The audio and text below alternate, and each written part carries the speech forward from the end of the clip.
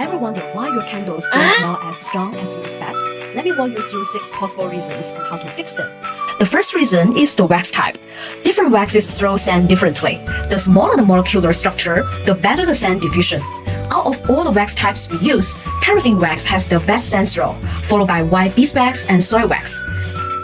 And here's a little industry secret. Some brands call paraffin mineral wax to sound more eco-friendly, even though it's still petroleum derived. The second reason is the fragrance load, how much you add. Typically, fragrance oils are used at 3% to 12% of the wax weight, but the ideal ratio depends on the scent type. Light floral and fruity scents, their molecules are small, so you will need to add more to get noticeably fragrance. That's why some candles smell strong even before lighting.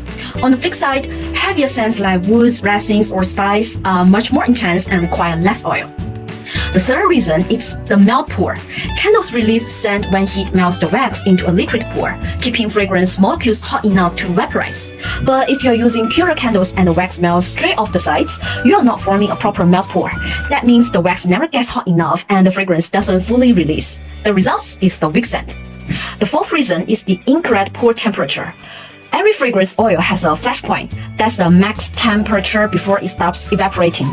You should add fragrance below that temperature, ideally around 60 degrees Celsius. If too hot, you will lose the scent before the candle's even made. And if too cold, the oil might not blend properly with the wax. So check your oil's flash point and stick to it. The fifth reason is the wick size. The wick size affects how wide and hot the melt pour gets.